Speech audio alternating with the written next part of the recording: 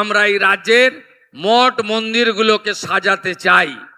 আমরা আমাদের এই যে ধর্মীয় তীর্থক্ষেত্রগুলি রয়েছে তাকে সাজানোরও বড় পরিকল্পনা আপনারা আগামী দিনে দেখতে পাবেন। এবং আমাদের রাজ্যের গুরুত্বপূর্ণ জায়গাগুলি কোচবিহারের মদন মোহনজিউর মন্দির, জলপাইগুড়ির জলপেশ মন্দির, আমাদের মতুয়াধার ধাম ঠাকুরনগর থেকে শুরু করে তারাপীঠ, তারকেশ্বর, কালীঘাট, দক্ষিণেশ্বর সহ মা বর্গভীমা সহ আমাদের যত ধর্মীয় স্থান আছে তাকে আমরা নতুন করে সাজাবো।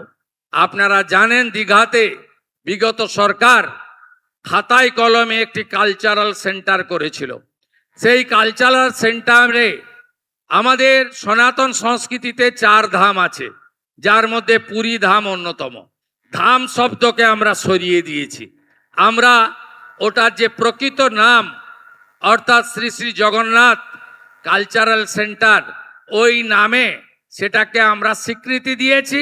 কিন্তু ওই ক্যাম্পাসের মধ্যে প্রভু জগন্নাথ দেবের যেখানে পুজো হয় সেই জায়গাটুকু মন্দির হিসাবে তার আমাদের যে সংস্কৃতি রয়েছে সেই সংস্কৃতি মেনে পবিত্রতার সঙ্গে পূজা পাঠ প্রসাদ হবে, সেটাও আমরা সিদ্ধান্তের মধ্যে রেখেছি। তাই বলতে গেলে অনেক সময় লাগবে।